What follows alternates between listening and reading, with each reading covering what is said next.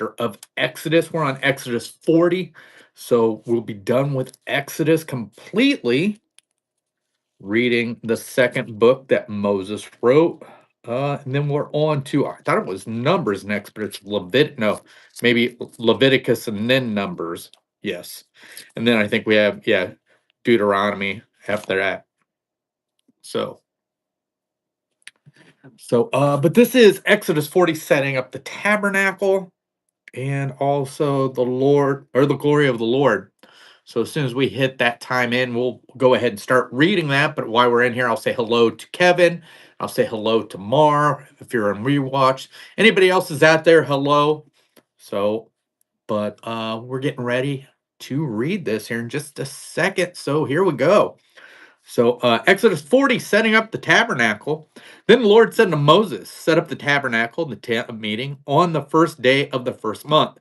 Place the ark of the testimony in it and shield the ark with the curtain.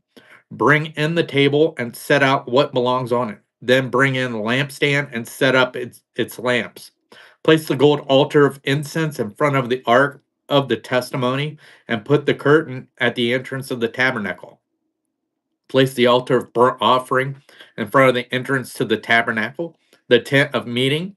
Place the basin between the tent of meeting and the altar and put water in it.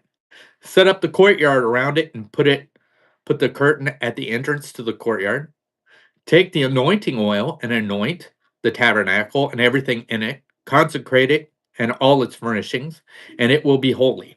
Then anoint the altar of burnt offering and all its utensils. Consecrate the altar, and it will be most holy. Anoint the basin and its stand, and consecrate them. Bring Aaron and his son to the entrance to the tent of meeting, and wash them with water.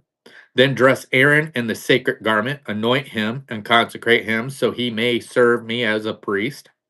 Bring his sons and dress them in tunics, anoint them just as you anointed their father, so they may serve me as priests.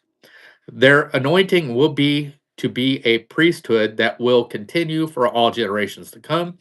Moses did everything just as the Lord commanded him. So the tabernacle was set up on the first day of the first month in the second year. When Moses set up the tabernacle, he put the bases in place, erected the frames, inserted the crossbars, and set up the posts. Then he spread the tent over the tabernacle and put the covering over the tent as the Lord commanded him.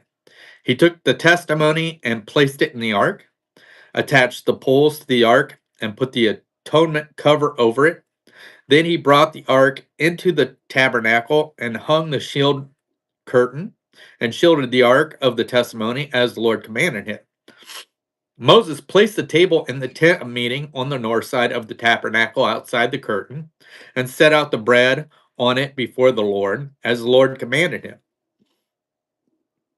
He placed the lampstand in the tent of meeting opposite the table on the south side of the tabernacle and set up the lamps before the Lord as the Lord commanded him. Moses placed the gold altar in the tent of meeting in front of the curtain and burnt fragrant incense on it as the Lord commanded him. Then he put up the curtain at the entrance to the tabernacle. He set the altar of burnt offering near the entrance to the tabernacle, the tent of meeting, and offered on it burnt offering and grain offering as Lord commanded him. He placed the basin between the tent of meeting and the altar and put water in for washing, and Moses and Aaron and his sons used it to wash their hands and feet. They washed whenever they entered the tent of meeting or approached the altar, as the Lord commanded Moses. Then Moses set up the courtyard around the tabernacle and altar and put up the curtain at the entrance to the courtyard. And so Moses finished the work. So the glory of Lord. Then the cloud covered the tent of meeting, and the glory of the Lord filled the tabernacle. Moses could not enter the tent of meeting because the cloud had settled upon it, and the glory of the Lord filled the tabernacle.